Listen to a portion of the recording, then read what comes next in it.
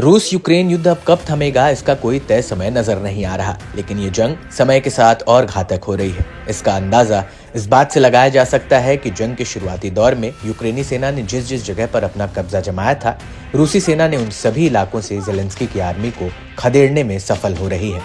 आए दिन रूसी सेना यूक्रेन के खिलाफ जबरदस्त हमले कर रही है। हाल ही में रूसी सेना ने यूक्रेन के ऊर्जा तंत्र को निशाना बनाया। रूस ने रात भर में 93 मिसाइलें और करीब 200 ड्रोन दागे, जिसके बाद यूक्रेन के जवाबी हमले करने का दावा किया।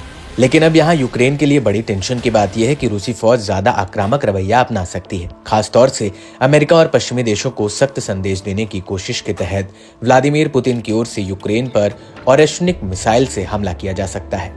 जी हाँ, इस बात का दावा यूएन में रूस के पूर्व उप स्थायी प्रतिनिधि कॉन्स्टेंटीन डोलगोव ने किया है। डोलगोव ने माना है कि रूस को लगता है कि यूक्रेन पर दागी गई पहली मिसाइल अमेरिका को सबक सिखाने के लिए काफी नहीं है।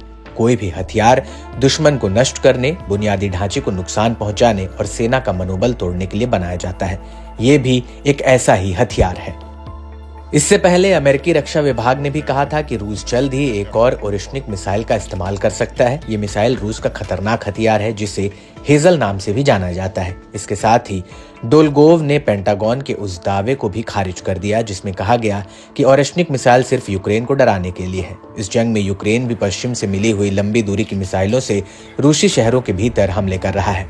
इस बात से पुतिन खार खाए बैठे हैं। हेजल मिसाइल के बारे में रूसी राष्ट्रपति व्लादिमीर पुतिन ने हाल ही में कहा है कि पारंपरिक हथियार होने के बावजूद इसकी परमाणु हथियार के समान है।